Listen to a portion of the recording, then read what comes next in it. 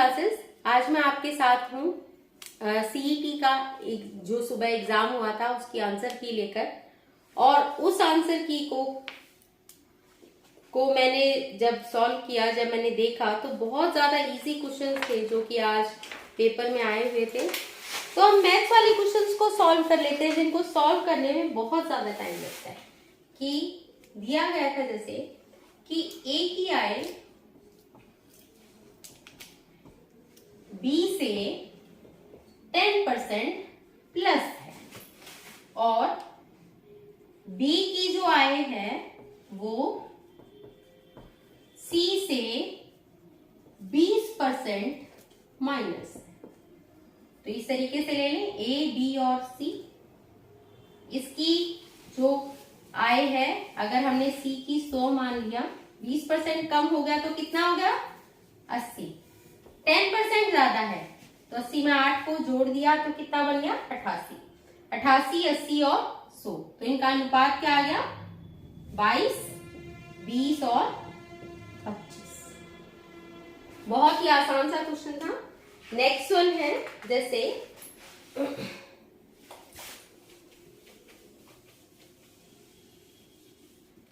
कि अगर 3 traffic lights हैं और 3 अलग अलग सिग्नल पर लगी हुई हैं और वो जलती हैं 45 सेकेंड, 75 सेकेंड और 90 सेकेंड के अंतराल पर, 75 और 95 सेकेंड्स के अंतराल पर, तो ये इकट्ठी कब जलेंगे। अब हमें क्या करना है, इन तीनों का को इकट्ठा करके हमने इन तीनों का एलसीएम ले लेना है। एलसीएम हो जाएगा 450, और जो 450 है उसको हमने, ये तो हमारे पास टोटल टाइम मिनट आ गया, टाइम आ गया। अब हमें 450 को 60 से डिवाइड कर देना है, तो कितना आ जाएगा 7 मिनट और कितनी सेकेंड 30 सेकेंड। अब अगर ये गाड़ी चली थी 7 बजकर, तीनों एक साथ थी 7, 20 और 15 के समय पर, तो अब हमें इसमें जोड़ देना है 7 और 30, 7, 27 और 45। ये आपका करेक्ट आंसर है, जो कि आपका सेकंड ऑप्शन था। चलिए अब अगला क्वेश्चन देखते हैं हम लोग।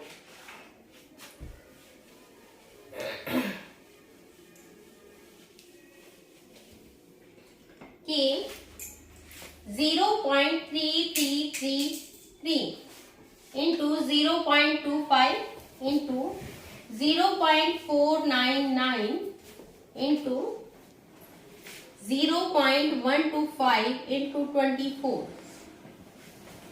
अब आप सबको पता है जब हम मान निकालते हैं तो मान हम आप पास वाला ही कोई ले लेते हैं। हम इस तरीके से, क्योंकि इनका एक्यूरेट मान नहीं निकाला जा सकता, तो हम क्या करते हैं, इनका एक्यूरेट मान के बजाय आसपास का कोई मान हम इसके साथ ले लेते हैं। तो इसको हम 1/3, इसको 1/4, इसको 1/2, इसको 1/8 और इंटू 24। अब तो क्या आंसर आ गया 1/8, जो कि हमारा फर्स्ट ऑप्शन था। इसके बाद हम नेक्स्ट क्वेश्चन करते हैं। देखिए कि क्वेश्चन दिया गया है कि दो संख्याओं का योगफल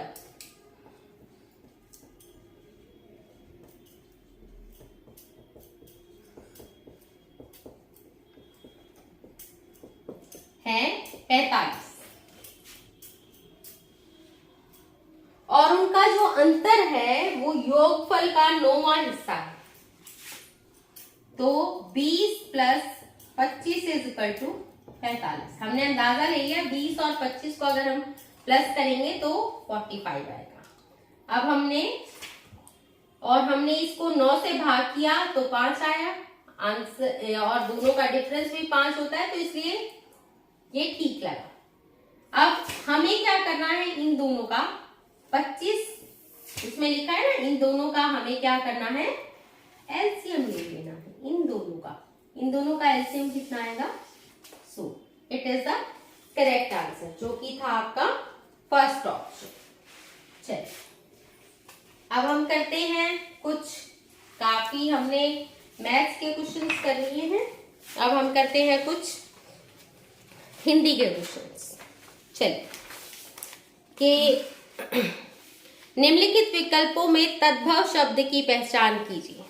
लाख, काष्ठ, भ्राता, खेत, इसमें था भ्राता। घाट घाट का पानी पीना, लकोक्ति का अर्थ क्या है?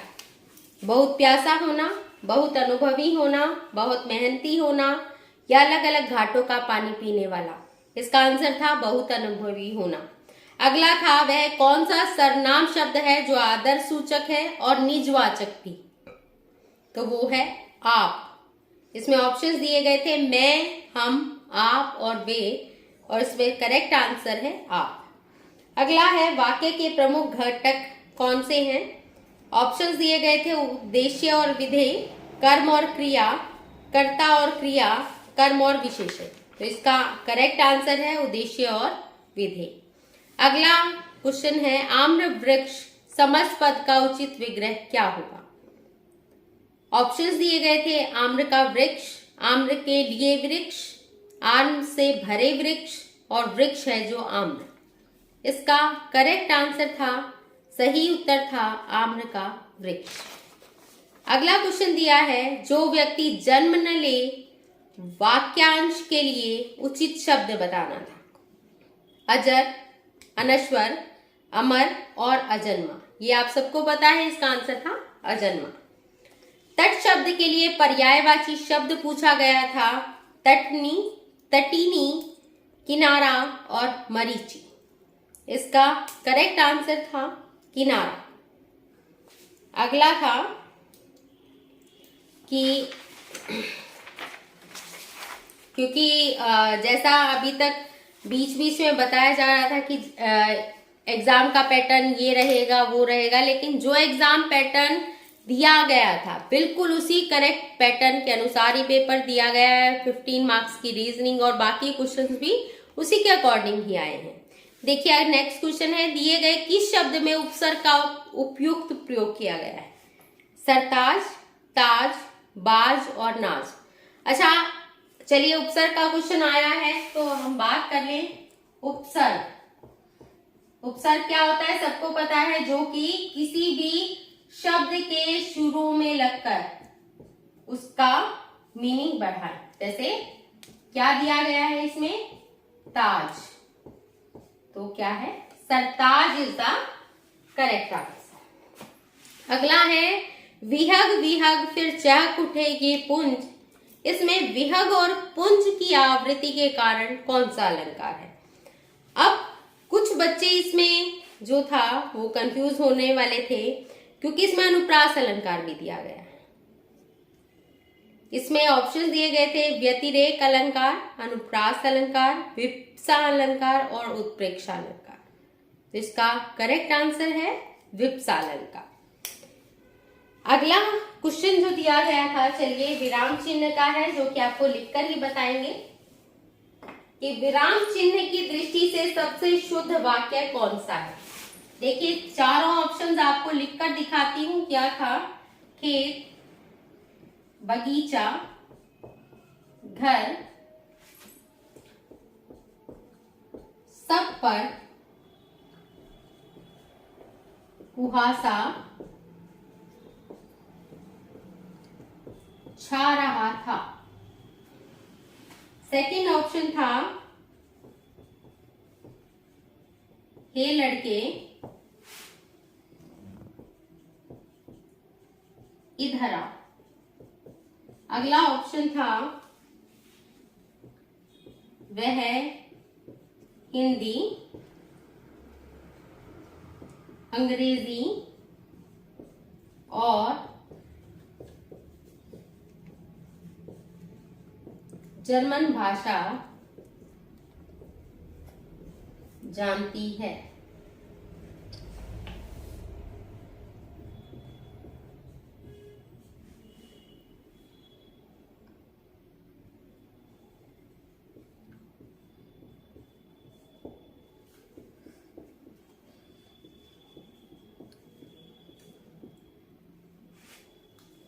का निपटारा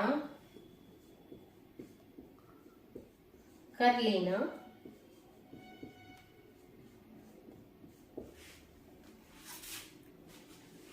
तो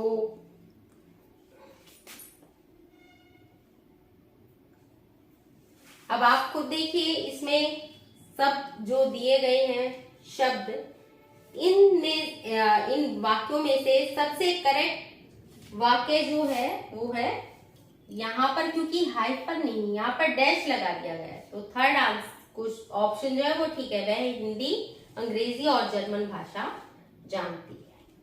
चलिए अब हम हिंदी के अगले पोर्शन में बात करते हैं। गायक शब्द में उपयुक्त प्रत्यय। अभी उपसर्ग का क्वेश्चन आया था एक, अभी प्रत्यय का क्वेश्चन आ गया।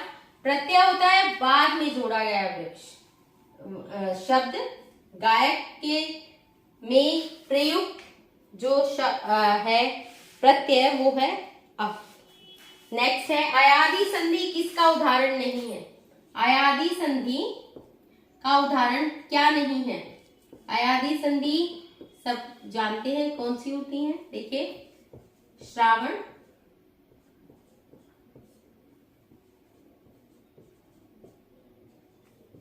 उच्छ्वास, गवेषणा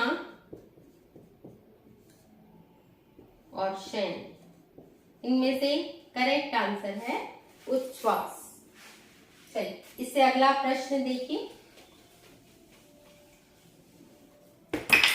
दिए गए वाक्य में कारक चिन्ह का सर्वाधिक उपयोग प्रयोग हुआ है। इसका करेक्ट आंसर था, मैं आपको सिर्फ करेक्ट आंसर लिख देती हूं। ये खिलौने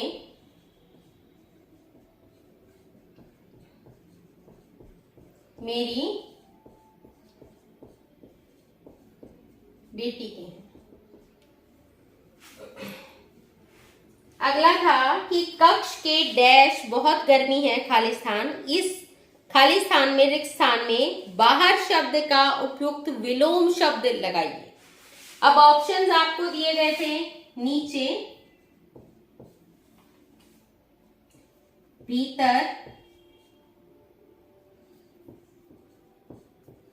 बीच में और ऊपर, और किसका आपको विलोम शब्द लगाना था? बाहर का। तो बाहर का विलोम शब्द क्या होता है? भीतर। तो करेक्ट आंसर क्या है? भीतर। चलिए अगला क्वेश्चन देखते हैं। मुझे लग रहा है आप सबको आराम से समझ आ रहा होगा क्वेश्चन, और ये देखकर आप समझ भी गए होंगे कि जो पेपर है उसका लेवल क्या है। चलिए अब आगे कुछ बात कर लें हरियाणा के जनरल नॉलेज के क्वेश्चंस के बारे में कि 2010 में किस भाषा को हरियाणा की दूसरी राज्य भाषा का दर्जा दिया गया? कौन सी थी? पंजाबी। अब अगला क्वेश्चन है कि निम्नलिखित में से हरियाणा के किस व्यक्तित्व को खेल के क्षेत्र में 2022 का पद्मश्री सम्मान प्रदान किया गया? ऑप्शंस हैं सुमित सिंह, सुमित अंतिल, बजरंग पुनिया, युवराज सिंह। तो इसमें जो करेक्ट आंसर है वो है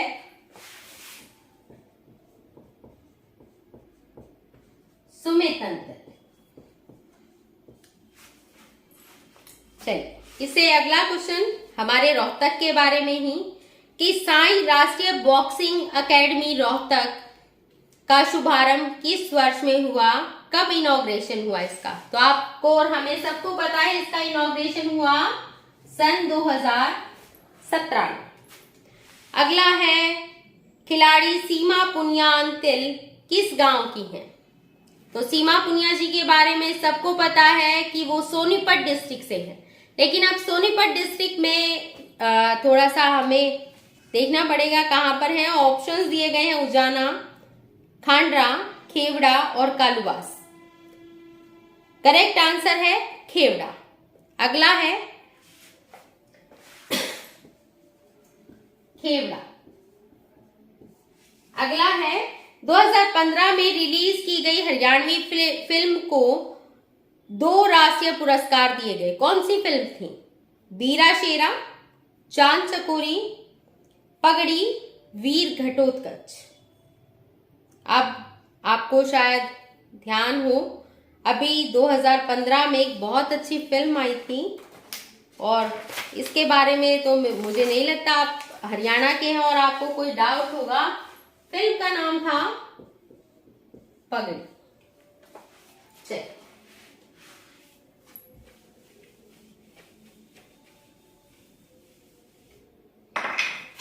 अच्छा, नेक्स्ट क्वेश्चन है छाछ आभूषण महिलाओं द्वारा कहां पहना जाता है? गर्दन, हाथ, कमर और माथा। माथे पर पहना जाता है। हरियाणा का कौन सा नृत्य रूप शिव और पार्वती को समर्पित है? तो कौन सा है? गणगौर।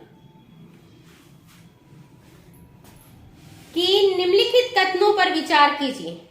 चौक हरियाणा में निर्मित शाल का एक रूप है और ऑप्शन बी दिया गया है शाल के इस रूप को फुलकारी के नाम से भी जानते हैं। अब पूछा गया है कि ए ठीक है या बी ठीक है। 3 ऑप्शंस दिए गए हैं। अब देखिए ए सही है या बी सही है। फर्स्ट ऑप्शन में दिया गया है ए सही है, सेकंड ऑप्शन में बी सही है, थर्ड में ए और बी दोनों ठीक हैं और फोर्थ के अनुसार ए और बी दोनों ही गलत हैं। तो ऑप्शन बी थर्ड ठीक है कि ऑप्शन ए और बी दोनों ही ठीक है। चौक जो है वो हरियाणा में निर्मित शाल का ही एक रूप है और शाल के जो ये रूप है इसको हम फुलकारी के नाम से भी जानते। अगला जो है वो क्वेश्चन आ गया थोड़ा सा हिस्ट्री के बारे में कि 1770 में नजीब उद दौला की मृत्यु के बाद 1770 में थे नजीब उद दौला।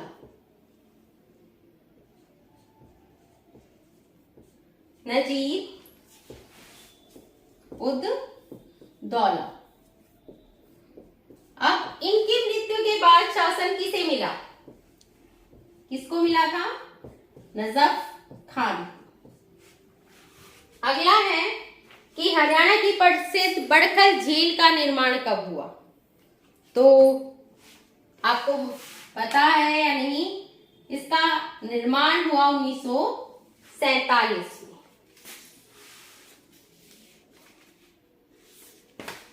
अगला है बाबा लदाना तीर्थ स्थल कहां पर है? तो कहां पर है बाबा लदाना तीर्थ स्थल? कैथल में। अगला है हरियाणा में पहली स्थायी लोक अदालत की स्थापना कब हुई? भारत में लोक अदालतों की स्थापना बहुत पहले हो चुकी थी, आपको सबको पता होगा। सबसे पहली लोक अदालत गुजरात में बनाई गई थी और हरियाणा में सबसे पहली लोक अदालत थी। इसमें ऑप्शंस दिए गए हैं 17 जनवरी 1955, 10 मई 2005, 7 अगस्त 1998, 1 नवंबर 1966। तो इसका करेक्ट आंसर है 10 मई 2005।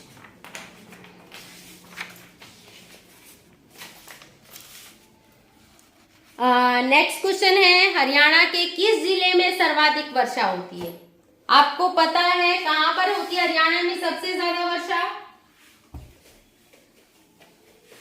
हरियाणा में सबसे ज्यादा वर्षा होती है पंचकुला में। सबको पता है इस बात के बारे में, लेकिन जो पेपर था उसमें यह ऑप्शन ही नहीं था।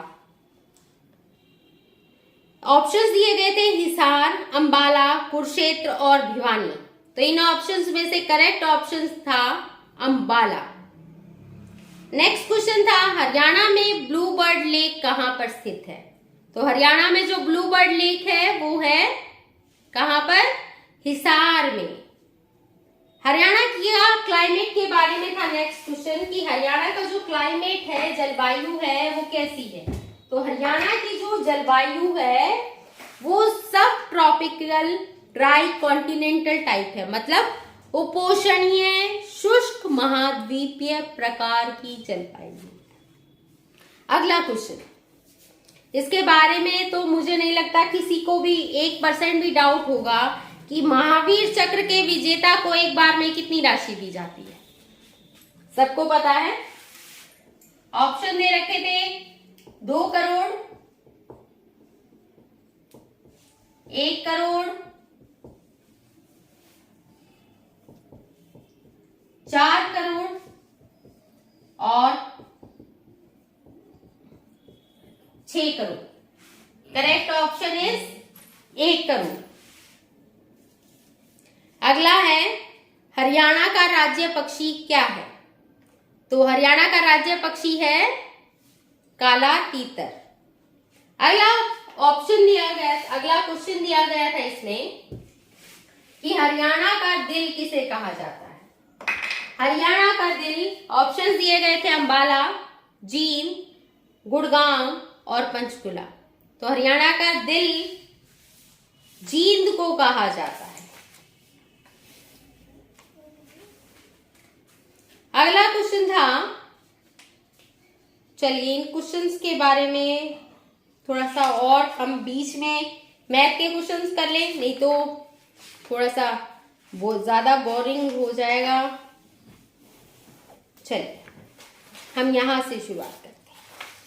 ये एक क्वेश्चन पूछा गया जनरल आपकी एबिलिटी से रिलेटेड, आपकी जनरल सेंस से रिलेटेड कि आप एक रेस्टोरेंट के मालिक हैं और आपका एक डिलीवरी बॉय खाना पहुंचाने की जल्दबाजी में एक दुर्घटना का शिकार हो जाता है और सिर्फ 5 दिन के आराम की जरूरत है, तो आप क्या करेंगे। फर्स्ट ऑप्शन दिया, फर्स्ट ऑप्शन तो खैर मेरे ख्याल से कोई बहुत ही निर्दयी आदमी होगा तो वो इसको यूज करेगा कि आप उसे नौकरी से ही निकाल देंगे। सेकंड ऑप्शन था आप उसे 5 दिन के लिए टर्मिनेट कर देंगे। थर्ड था कि आप उसे 5 दिन के लिए बिना वेतन छुट्टी पर जाने के लिए कहेंगे। और फोर्थ ऑप्शन था कि आप 5 दिन की उसे पेड लीव देंगे और उसे उनके मेडिकल एक्सपेंसेस भी पे कर देंगे। तो एक जनरल कॉमन सेंस वाली बात है ये। तो फोर्थ ऑप्शन ठीक था कि हम उसे पेड लीव भी देंगे और उसका मेडिकल एक्सपेंसेस को भी हम सॉर्ट आउट करेंगे, हम उनको पे कर देंगे। नेक्स्ट था कि A, B, C, D, E और F। देखिए A, B, C, D, E और F, ये घर में 6 व्यक्ति हैं। अब ये जो C है वो D से बड़ा है और A छोटा है। B is equal to D और B E से बड़ा है और C जो है वो F से छोटा है, मतलब F छोटा है तो सबसे छोटा B से बड़ा कौन है। अब ऑप्शन में पूछा गया कौन कौन बड़ा है B से, तो B से बड़ा एक तो कौन बच गया था, F, क्योंकि B D के इक्वल है और D से बड़ा C है, तो एक तो F रह गया और कौन सा C। तो हमारा करेक्ट ऑप्शन था F और एंड C। इसमें ऑप्शन दिए गए थे C और D, C और E, F और E और F और C। तो इसका करेक्ट आंसर है F और C। अगला क्वेश्चन दिया गया था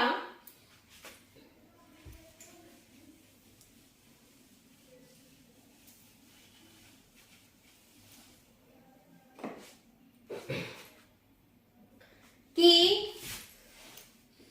सुपरविजन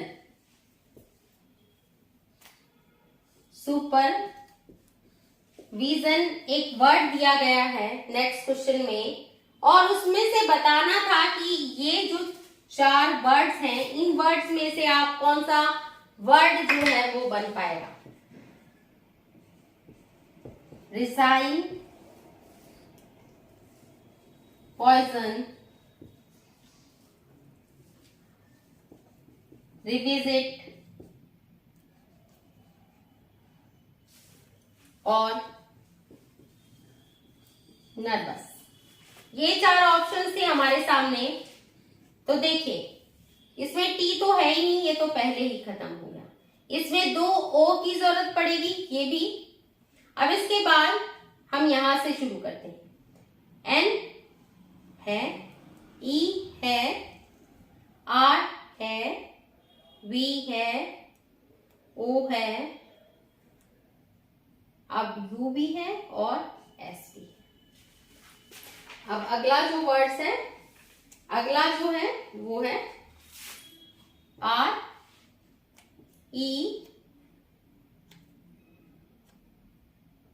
एस, इसमें जी नहीं है, तो करेक्ट आंसर क्या है हमारा? नर्वस। चलिए अब हम नेक्स्ट क्वेश्चन के बारे में बात करते हैं।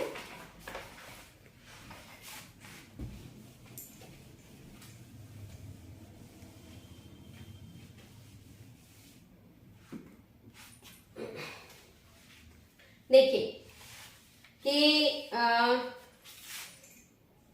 ओवर एंड अबोव, इसको लिखा गया डा, पा और टा। ओल्ड एंड ब्यूटीफुल, इसको लिखा गया सा, ना और पा। अब इसमें पूछा गया कि एंड को कौन सा वर्ड था जो कि, अब इसमें हम पहले तो ये देखेंगे, ये वाले सारे वर्ड्स अलग हैं, सिर्फ एंड ही है जो दो कॉमन वर्ड है। अब देखिए यहाँ पर कॉमन वर्ड कौन सा है, ये भी अलग है, ये भी अलग है, ये भी। अब जो सिर्फ प है दैट इज द करेक्ट। ठीक है, ओके सर। नेक्स्ट क्वेश्चन को देखिए, के बारे में हम बात करते हैं। नेक्स्ट क्वेश्चन है कि कौन सा जो इनमें से ऑप्शन है वो अलग तरीके से लिखा गया है। देखिए थोड़ा सा इन क्वेश्चंस में जो रीजनिंग के आते हैं, आप सबको पता है, थोड़ा सा ध्यान लगाने की जरूरत होती है।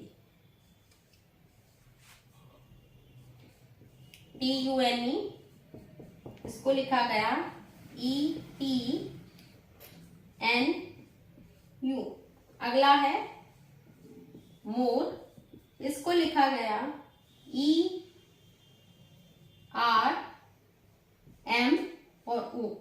अगला ऑप्शन है प्ले, इसको लिखा गया YPAL। अब आप देखिए, सबसे पहले लास्ट वर्ड्स को लिखा गया है, लास्ट वर्ड को लिखा है सबसे पहले, उसके बाद फर्स्ट वर्ड को। देखिए अब पहले हम इतना ही चलते हैं, पहले लास्ट और फर्स्ट, लास्ट और फर्स्ट, लास्ट और सेकंड। थोड़ा सा डाउट हमें यहां पर आ रहा है Y और P, ठीक है, बाकी भी चेक कर लेते हैं एक बार। अब इनको चेंज करके लिख दिया, OP है तो PU, UN है तो NU, OR है तो RO आना चाहिए था, और LA है तो AL आना था। तो हियर इज द आंसर कि ये जो है वो इनसे अलग तरीके से लिखा गया। पेपर अगर जो आपने थोड़ी तैयारी की थी तो मुझे नहीं लगता कि पेपर का जो सेटअप था वो इतना ज्यादा मुश्किल था कि आप लोग इसे सॉल्व ना कर पाएंगे। देखिए कि एक बच्चे का जन्मदिन था अजय, उसके जन्मदिन पर 100 बच्चों में 100 स्टूडेंट समझ लीजिए या 100 चिल्ड्रन थे जिनमें टॉफी चॉकलेट्स दी जानी थी। ठीक है, अब इसमें से केवल 70 स्टूडेंट्स ऐसे थे जिनको चॉकलेट मिली, लेकिन इनको 3 चॉकलेट एक्स्ट्रा मिल गई। मतलब 70 बच्चों को 3-3 चॉकलेट्स एक्स्ट्रा मिले। तो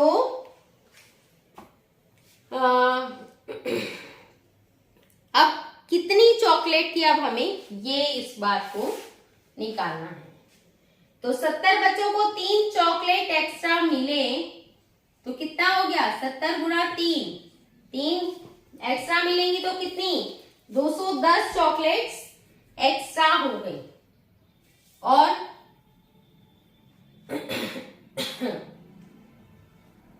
और बच्चे कितने रह गए, 100 बच्चों को मिलनी थी, 70 को मिली है, रह गए कितने, 30 बच्चे। ये जो 210 चॉकलेट थी वो 30 बच्चों में बांटी जानी, मतलब 70 चॉकलेट।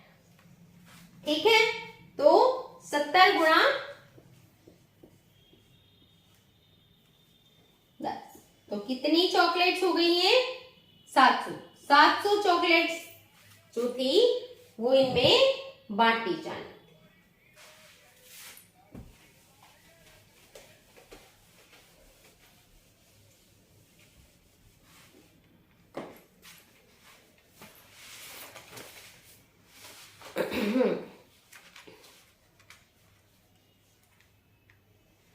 अब एक नेक्स्ट क्वेश्चन था कि यदि एक 3 अंकीय यदि x एक 3 अंकीय संख्या है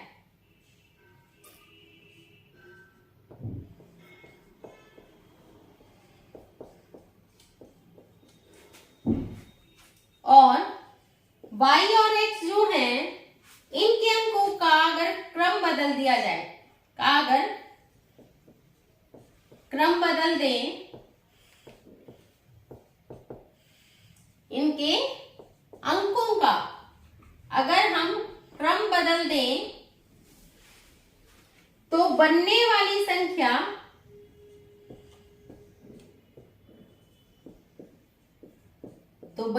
जो संख्या है वो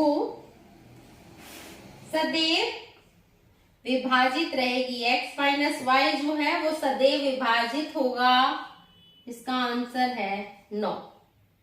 आप करके देख लीजिएगा, इसका आंसर 9 ही आएगा। ठीक है, चलिए नेक्स्ट क्वेश्चन के बारे में हम बात करते हैं। वैसे इसमें ऑप्शंस दिए गए थे 4, 6, 9 और 12। इसका करेक्ट आंसर था 9। चलिए अगला क्वेश्चन है कि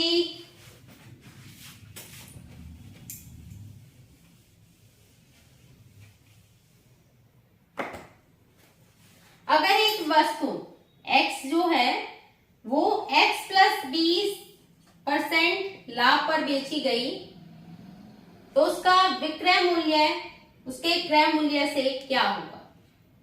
x प्लस 20, x हम मान लेते हैं 100 और प्लस में 20 तो कितना हो गया 120।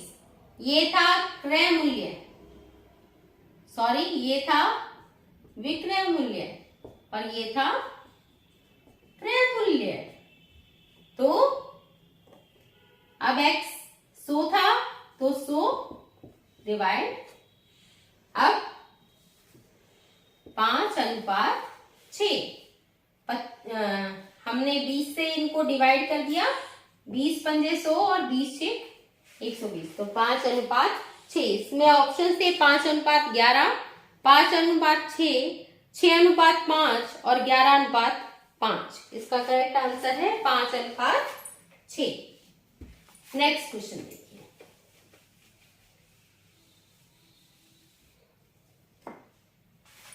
कि अगर एक प्लॉट था उसको 18,700 रुपए में बेचा तो इसके मालिक को लॉस हुआ 15% का,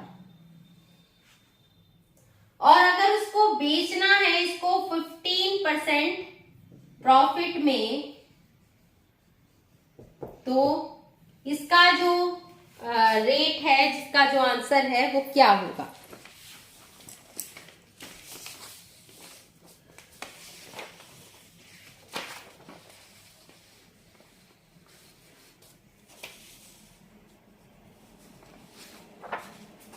एक मिनट, अभी मैं आप लोगों से इसके बारे में डिस्कस करती हूँ।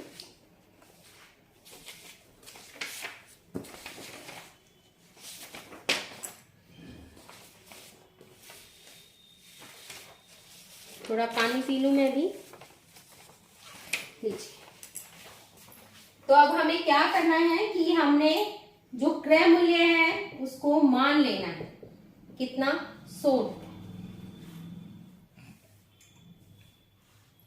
और हमें लॉस हुआ 15% का, तो हमने कितने पर बेचा उसको? 85 में, 85% पर। तो अगर 85% है 18,700, तो 100% कितना हो जाएगा? 100% विल बी 18,700 भाग में 85 मल्टीप्लाई बाय 100। तो कितना हो गया?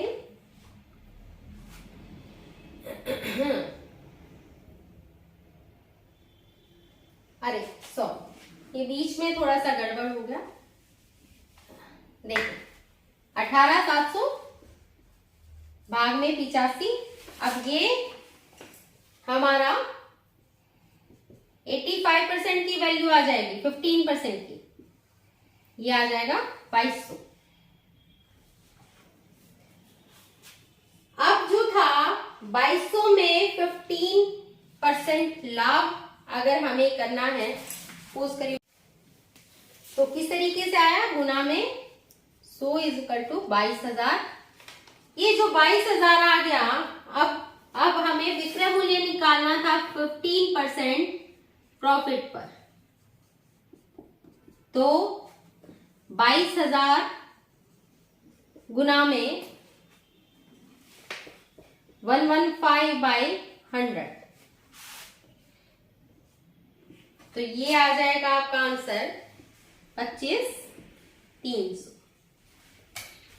चेक कर लीजिएगा, ये आपका करेक्ट आंसर है। नेक्स्ट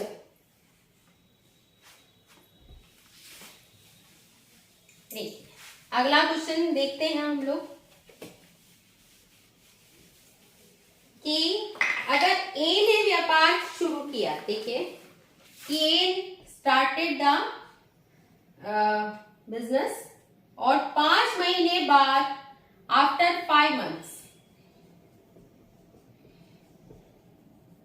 जो था वो इसमें बी भी ऐड हो गया और उसने लगाए 55,000 रुपए। तो और वर्ष के अंत में, लास्ट में हमें उन्हें प्रॉफिट हुआ कितने का? 22,000 का।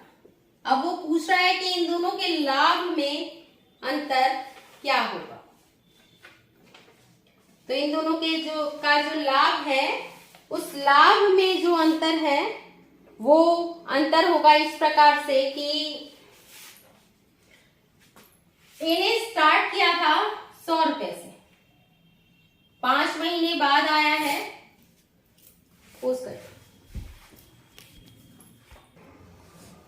0, 7, 26, x, 124 और 215।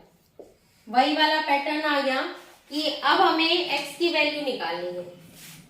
तो 2 का 3 क्यूब माइनस 1, 7, 4 का क्यूब माइनस 1। ऐसे ही यहाँ पर ये है 3 का क्यूब माइनस 1, ये है 5 का क्यूब माइनस 1, 6 का क्यूब माइनस 1, तो बीच में लाइन वाइज चल रहे हैं। तो यहाँ पर 4 का क्यूब माइनस 1, 4 का क्यूब कितना होता है? 125, 4 का क्यूब होता है कितना? 4 चौक 16 और 16 चौके 64। 64 में से एक माइनस कर देंगे तो कितना आ जाएगा? 63। 63 इज आवर आंसर। चलिए नेक्स्ट क्वेश्चन के बारे में अगर हम बात करें तो नेक्स्ट क्वेश्चन है देखिए कि 27 इसी से रिलेटेड क्वेश्चन है, इसीलिए साथ ही आपको करा रही हूं। ऑर्डर नंबर अलग था, लेकिन ये था कि आपको आसानी से समझ में आ जाए, इसलिए। अब इसमें आप बीच वाली संख्या निकालिए। इसमें क्या था, 3 का क्यूब है, ये है 6 का क्यूब, ये है 9 का क्यूब, ये है 15 का क्यूब। अब 3 का टेबल चल रहा है, 3, 6, 9, और तो यहां पर किसका क्यूब आएगा, 12 का। 12 का क्यूब कितना होता है, 12 गुना 12 गुना 12, ये होता है 1728। बहुत एक जैसे भी 2 क्वेश्चंस घनमूल के दिए गए हैं, हालांकि एक ही क्वेश्चन आने की उम्मीद थी, लेकिन 2 क्वेश्चन दे दिए गए आपको। अगला देखिए 3, 13, 31, 216 का क्यूब अंडर 8 इंटू 729 प्लस 63।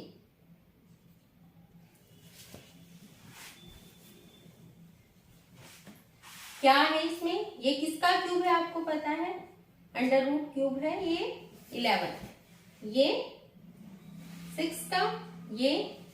अब आपको ये देखना है कि यहाँ पर मार्क कौन से लगे।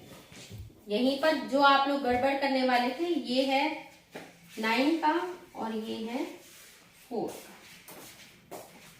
66 प्लस 13 इज इक्वल टू 79। हमारा आंसर है 79। अगला क्वेश्चन देख लेते हैं हम लोग। गवर्नमेंट ने सीईटी एक ऐसा एग्जाम चला दिया है जिसके बाद कम से कम जो क्वालिफाइड लोग हैं, जो पढ़े लिखे हैं, जो अपनी मेहनत से आगे आए हैं, वो तो कहीं ना कहीं अच्छे से, जो लोग लगातार मेहनत कर रहे हैं वो स्टैंड कर पाए, अच्छी नौकरियां उनको मिल पाए। इसलिए गवर्नमेंट ने कॉमन एलिजिबिलिटी टेस्ट ही आप लोगों के लिए रखा है।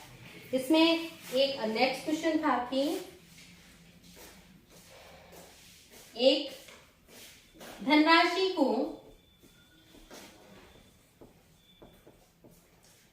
5 मजदूर हैं,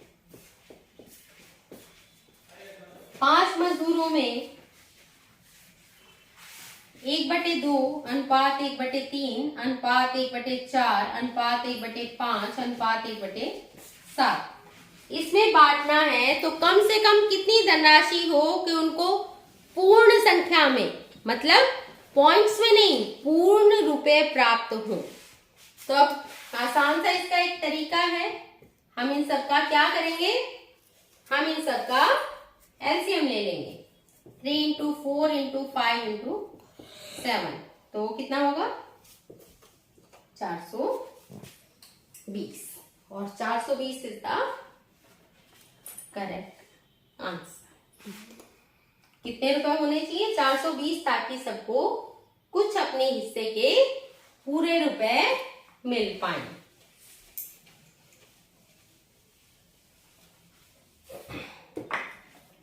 अब अगला क्वेश्चन था कि कुछ जो प्लेट्स हैं, कुछ प्लेट्स हैं, अब कुछ प्लेट्स में कुछ स्पून जो है वो प्लेट्स की है, और ये है प्लेट्स, ये है spoons.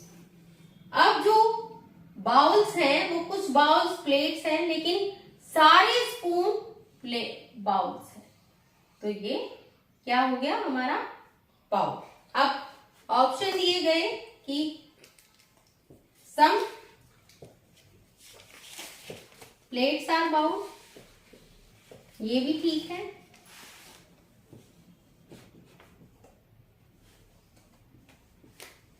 Some bowls are spoons, अगर हम देखें कि सारे बाउल्स स्पून्स हैं, तो सभी ये भी स्पून्स ही हैं, और सम स्पून्स आर प्लेट्स।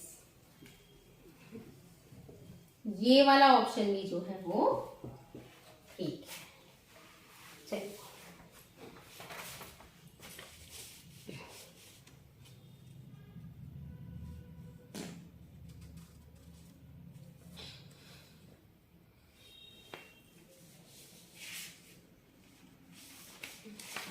चलिए अगला क्वेश्चन था कि 7 सालों में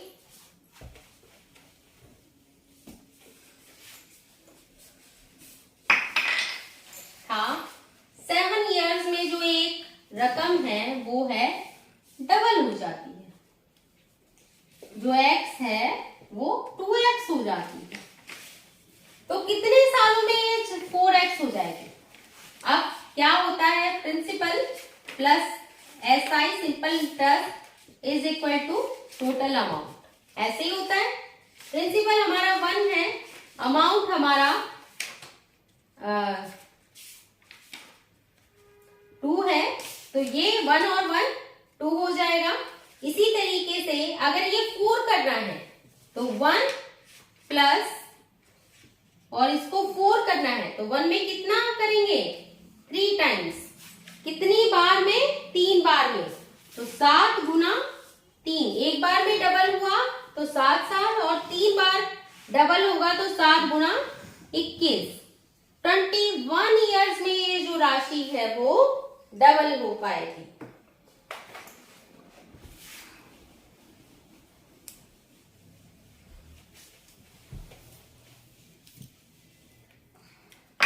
नेक्स्ट वन है क्वेश्चन कि चाय है, एक चाय की कीमत है, there are 3 types of tea. एक चाय की कीमत है 126 रुपए, एक की 135 रुपए और एक की कीमत हमें नहीं पता है। और अगर हम तीनों को मिक्स कर दें तो हमारा जो एवरेज वैल्यू है, हमारा एवरेज वैल्यू आएगा 153। तो एक किस तरीके से आएगा, पोर्शन हमें रखना है 1 और इसको 2 गुना। तो 4 किलो की कीमत कितनी आ जाएगी, 4 किलो हो जाएगा ना एवरेज। 4x की कीमत कितनी आएगी, 153 इंटू 4। x की कीमत अगर हमें एक की निकालनी है, 153 इंटू 612 रुपए। 4 किलो की कीमत इतनी आ गई। अब 4 किलो की कीमत इतनी आ गई तो इसमें हमें क्या करना है, 612 में से इजी सा फॉर्मूला है, 126 को माइनस कर देंगे, 135 को माइनस कर देंगे और 2x को माइनस कर देंगे। कितना आ जाएगा, 612 में से हमने माइनस कर दिया इनको तो आ गए 612 में से हमने इनको माइनस कर दिया तो आ गए 351। तो x की वैल्यू आ गई 351 upon 2 is equal to 175 upon 50 rupees की 175 रुपए 50 पैसे वैल्यू है आपकी तीसरी चाय। जो सीईटी का एग्जाम है बहुत ही अच्छा एग्जाम है और जैसा कि हम करते जा रहे हैं, अटेम्प्ट कर रहे हैं, देख रहे हैं बहुत सारे क्वेश्चंस जो ऐसे हैं जो मुश्किल लग रहे थे, लेकिन अगर हमने थोड़ा सा ध्यान से निकाला तो वो क्वेश्चंस बहुत ही इजी हैं। अगला है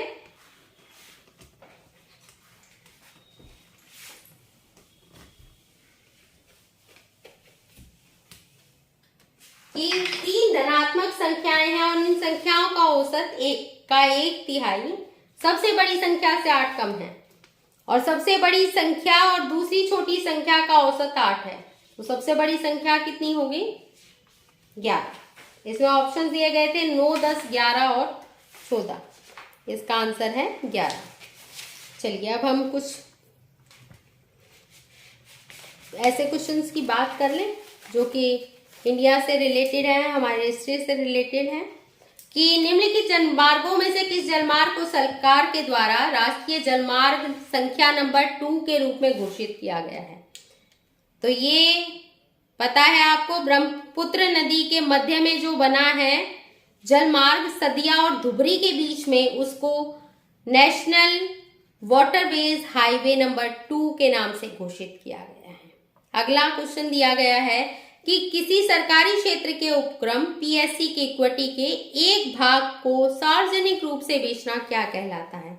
इसको बोलते हैं डिसइन्वेस्टमेंट, विनिवेश। अगला क्वेश्चन है, बाजार संतुलन रेखा चित्र में यदि मांग वक्र ओर की ओर शिफ्ट करता है, कि अगर मार्केट इक्विलिब्रियम फिगर में डिमांड जो है वो कर्व जो है वो लेफ्ट की तरफ शिफ्ट कर जाता है और सप्लाई कर्व राइट की तरफ जाता है, तो इक्विलिब्रियम में प्राइसेस जो हैं, जो संतुलन है वो कैसा होगा? इसमें जो प्राइसेस हैं वो बढ़ जाएंगे।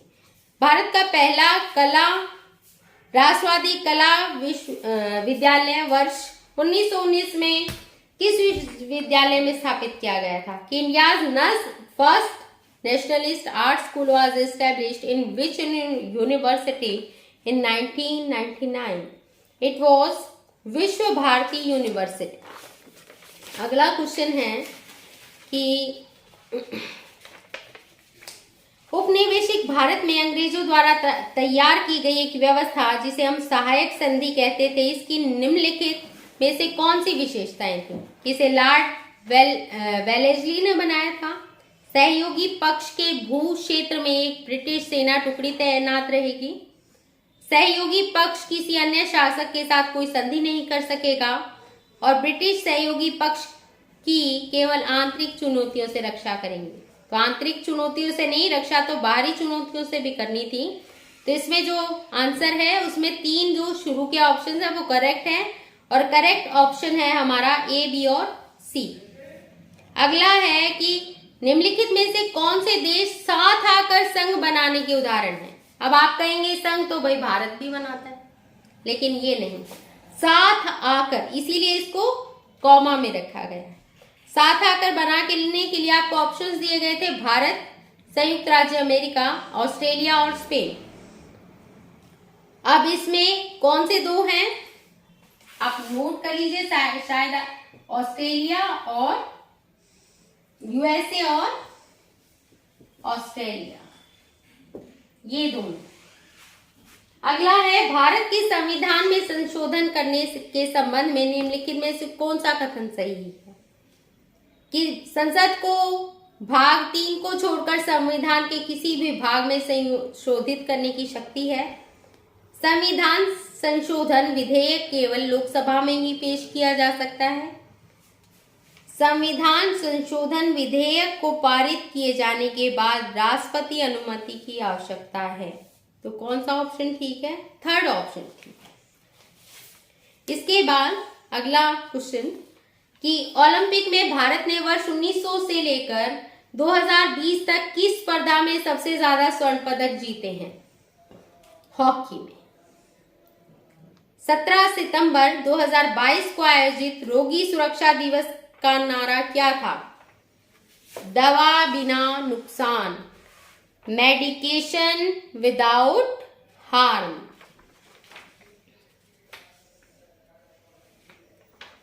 और निम्नलिखित में से किस प्लास्टिक का प्रयोग बिजली के स्विच बनाने के लिए किया जाता है? पॉलीथीन, पीवीसी, टेफ्लॉन या बैकेलाइट का। पॉलीथीन और टेफ्लॉन तो नहीं है, आपको पता है, पीवीसी भी नहीं है, तो इसके लिए बैकेलाइट। उस पौध समूह का क्या नाम है जिसके पौधे नग्न बीजी होते हैं और बहुवर्षीय, सदाबहार और काष्ठीय होते हैं? इसका आंसर है, फर्स्ट ऑप्शन इसका आंसर है जिप्नोस्पर्म। इसमें ऑप्शंस दिए गए थे जिप्नोस्पर्म, एंजियोस्पर्म, टेरिडोफाइटा और ब्रायोफाइटा। अगला जो है वो है कि निम्नलिखित में से कौन सा सही क्रम है? किलोबाइट, पीटाबाइट, योटाबाइट और मेगाबाइट। इसका मुझे नहीं लगता कि आपको आंसर बताने की जरूरत थी, फर्स्ट ऑप्शन करेक्ट था। गूगल, बिंग और याहू सर्च इंजन्स हैं। और निम्नलिखित में से कौन सुनिश्चित करता है कि डाटाबेस में डाटा त्रुटिहीन और विश्वसनीय है? Which is of the following is used to ensure accuracy and reliability of data in the database? होता है डाटा कंसंट्रेंट।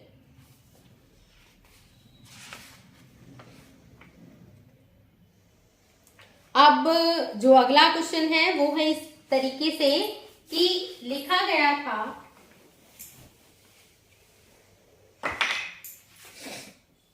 BLUNT, ये जो रीजनिंग के क्वेश्चंस थे इसको लिखा गया था IBUHUT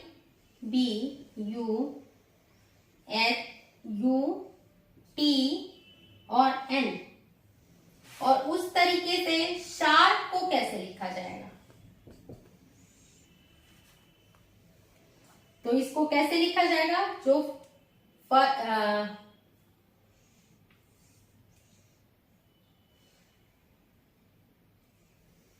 सॉरी यहां पर L है, तो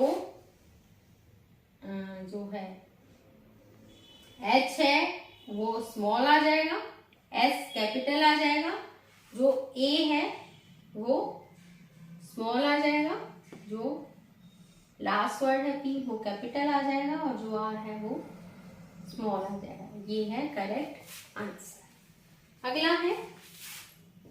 अगला क्वेश्चन है ये आपका कि एंजल्स, ये अलग क्वेश्चन था, ये यहां से आपका नेक्स्ट क्वेश्चन शुरू हो रहा है। इसको GNASEL, तो स्क्वायर को कैसे लिखेंगे, SQUARE स्क्वायर, इसको कैसे लिखेंगे। इसमें क्या था कि 3 वर्ड्स को अलग अलग कर लिया है, दोनों को आगे से पीछे और पीछे से आगे, तो U आगे आ जाएगा, Q S E R और A, it is the correct answer. अगला है, आपसे पूछा था अगले क्वेश्चन में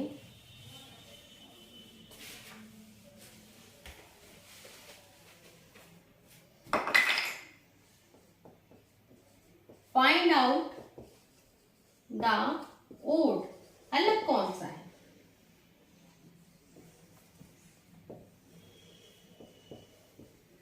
ऑडिटोरियम और चेयर, अगला है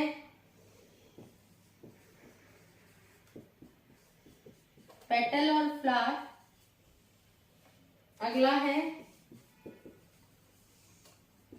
फिंगर और हैंड, और इससे अगला है ब्रिक और हॉल। अब इसमें हमें ये देखना है कि अलग कौन सा है। अब आप देखिए, small unit, big unit, small big, small big. अब ये यहां पर ये जो है ये ओड है।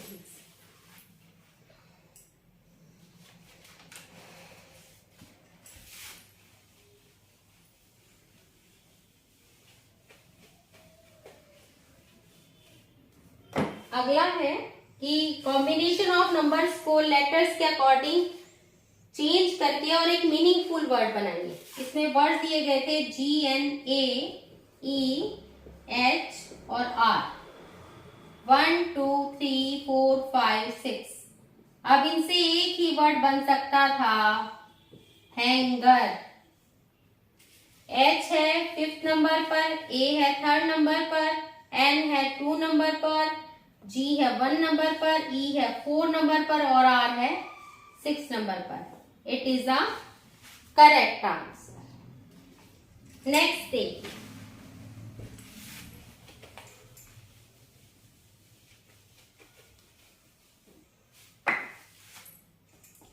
XYZ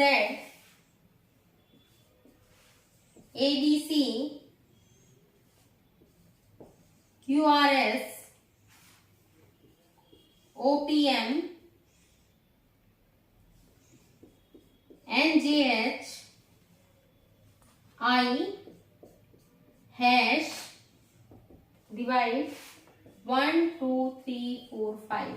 अब उसने कहा है कि इसका जो मिडल है उसके राइट में जो 3rd है उसको फाइंड आउट कीजिए।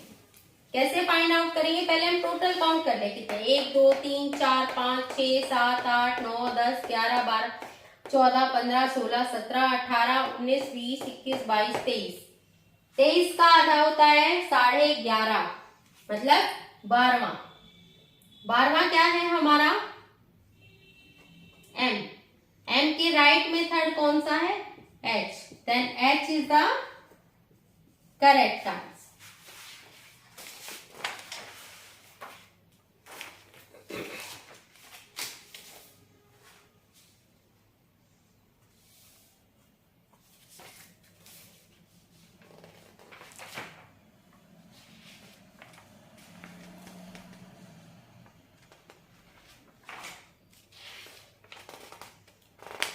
फ्रेंड्स, मेरे हिसाब से अभी तक हम सभी जो थे, हम उनका क्वेश्चंस हम उनको मेनली सबको सोल्ड आउट कर चुके हैं।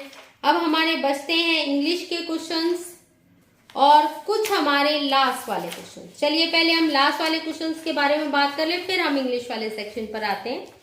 देखिए, लास्ट में जो क्वेश्चंस बच गए थे वो थे कि हरियाणा राज्य के वित्तीय वर्ष 2022-23 में कुल बजट का कितना प्रतिशत शिक्षा पर लगाया गया? तो ये था 14.2%। ऑप्शंस दिए गए थे 18.2, 16.4, 14.2, 15.2। तो इसका आंसर था 14.2। नेक्स्ट था हरियाणा में विद्युत उपभोक्ताओं की कुल संख्या 21-22 तक कितनी है? ये है 73,07,992। ऑप्शंस दिए गए थे 68,000, 71,000, 72,000 और 73,000 समथिंग। तो हमारा करेक्ट आंसर है 73,07,992। अगला है हरियाणा आर्थिक सर्वेक्षण 2021-22 के अनुसार हरियाणा में कुल कितने स्थानीय जिला स्तरीय कोषागार हैं? तो आंसर इज 23। मारा गांव जगमग गांव योजना के अंतर्गत जनवरी 2022 तक कितने गांव को जोड़ा गया? ये जोड़े गए थे गांव 55,000। ये जो ऑप्शंस दिए गए हैं 3216, 5569, 5569, 4806, 4806 और 3560। तो इसका करेक्ट आंसर है 5569, 5569। इसका करेक्ट आंसर है 5569। अगला है कि हरियाणा में राष्ट्रीय मधुमक्खी पालन और शहद मिशन, जिसे हम बोलते हैं NBHM, इसकी योजना की शुरुआत कौन से साल में हुई? अभी थोड़े दिनों पहले ही शुरुआत हुई थी, तो इसकी शुरुआत की गई थी साल 2020 में। चलिए अब कुछ सिर्फ इंग्लिश के क्वेश्चंस ऐसे हैं जो रह गए हैं, बाकी सब क्वेश्चंस हम लोग कर चुके हैं। और आप मेरे साथ बने रहिएगा, चेक कर लीजिएगा थोड़ी देर के बाद आपका जो दूसरा सेट का एग्जाम होगा, उस एग्जाम की वीडियो भी आपके पास अपलोड कर दी जाएगी थोड़ी देर के बाद। इसमें इंग्लिश सेक्शन में दिया गया है आपको सबसे पहले पैराग्राफ, शायद एक बार आप इसको देख लें कि आपको दिखाई दे रहा है शायद। अब इसमें से ये 2 क्वेश्चंस पूछे गए थे। जो सही ऑप्शन है उसके निशान लगा रखे हैं, आप देख लीजिएगा, और जब मैं अभी कराऊंगी तब आप एक बार ध्यान दे दीजिएगा कि tourism as industry also contributes to our country's education and employment. Beside the world's oldest civilizations, India is also world's 7th largest country. अब एक आगे पूछा गया है कि एक वर्ड पैसेज में से ऐसा ढूंढिए जिसको जो यूज किया गया हो कंट्रीज, हिस्ट्री, ट्रेडिशंस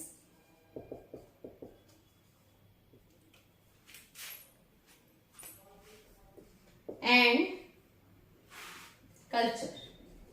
तो इसका जो आंसर है वो है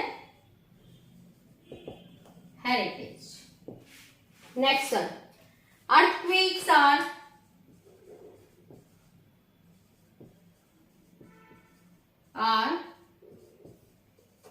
frequent in जापान। अब इसमें जो है फ्रीक्वेंट, इसका आपको ऑपोजिट वर्ड, तो इसका ऑपोजिट वर्ड है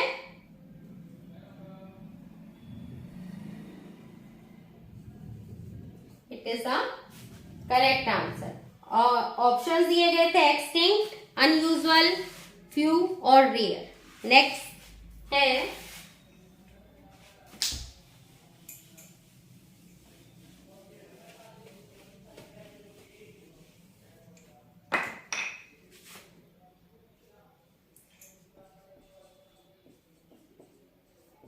her speech is always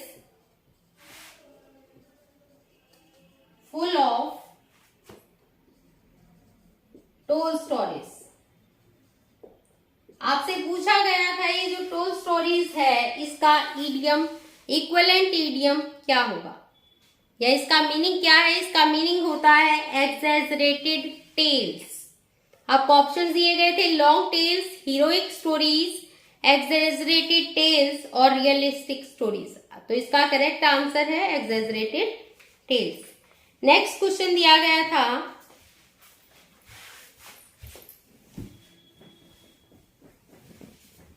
an apartment, एक मिनट रुकिए प्लीज आप।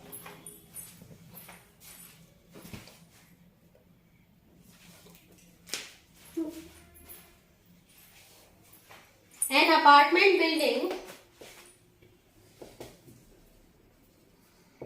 in which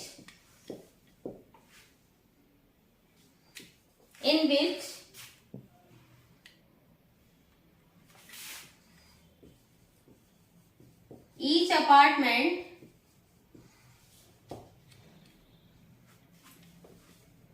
is owned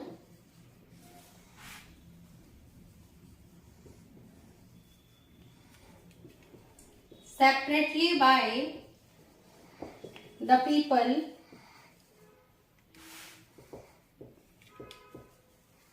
living in it, but contains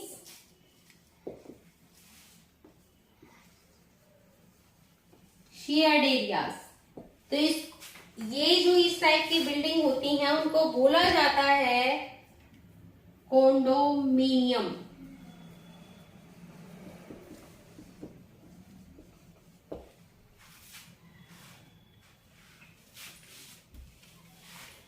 next question. अब हमारे थोड़े से क्वेश्चंस इंग्लिश सेक्शन की बाकी हैं, बाकी सारे क्वेश्चंस हम लोग कर चुके हैं।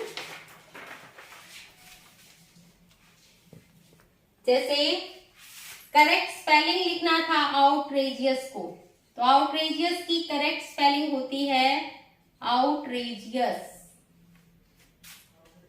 अगला था Sheetal will finish, Sheetal will have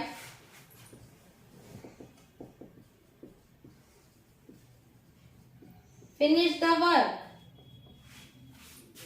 अभी ये जो है इसको हमें वॉइस चेंज करना था, तो क्या बनेगा? The work will have been finished by Sheetal. Next है कि आपको दिए गए थे PQRS,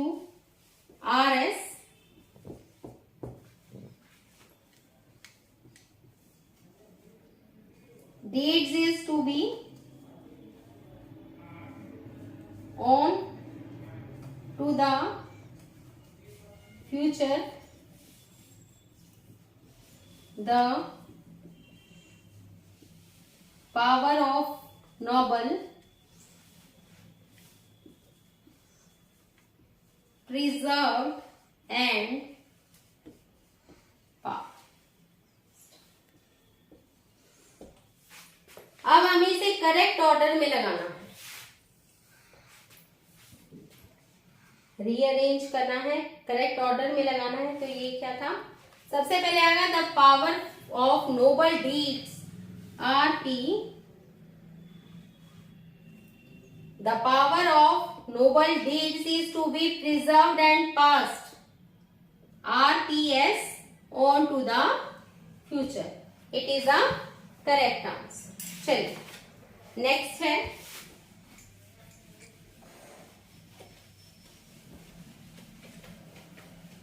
सिर्फ 2 या 4 क्वेश्चंस और बच गए हैं आप लोगों के, 5 क्वेश्चंस आपके बच गए हैं सिर्फ। देखिए नेक्स्ट क्वेश्चन में आपसे एरर पूछी गई है, सेकंड पार्ट में है, उसमें लिखा गया है welding 2 pieces of metal together। सिर्फ इतना ही पार्ट इसलिए लिखा है ताकि आप इसको समझ सकें। वेल्डिंग का मतलब भी जोड़ना और टुगेदर का मतलब भी इकट्ठा, तो इसका मतलब एरर जो है वो कौन से बी पार्ट में है।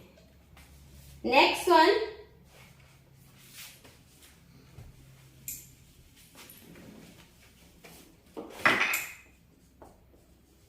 I have bought a house, he said। तो नरेशन चेंज करना है, रिपोर्टेड वर्ब में इसको करना है। he said that he had bought a house। आ गया आप लोगों को समझ में? चलिए नेक्स्ट है she succeeded dash dint of perseverance and hard work। इसमें जो करेक्ट ऑप्शन है वो आएगा बाय। नेक्स्ट है the old man is looking forward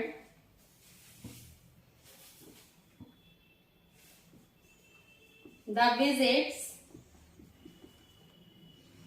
of his grandparents। इसका करेक्ट है 2। चलिए लास्ट क्वेश्चन हमारे पेपर का जो कि रह गया है, देख लीजिए।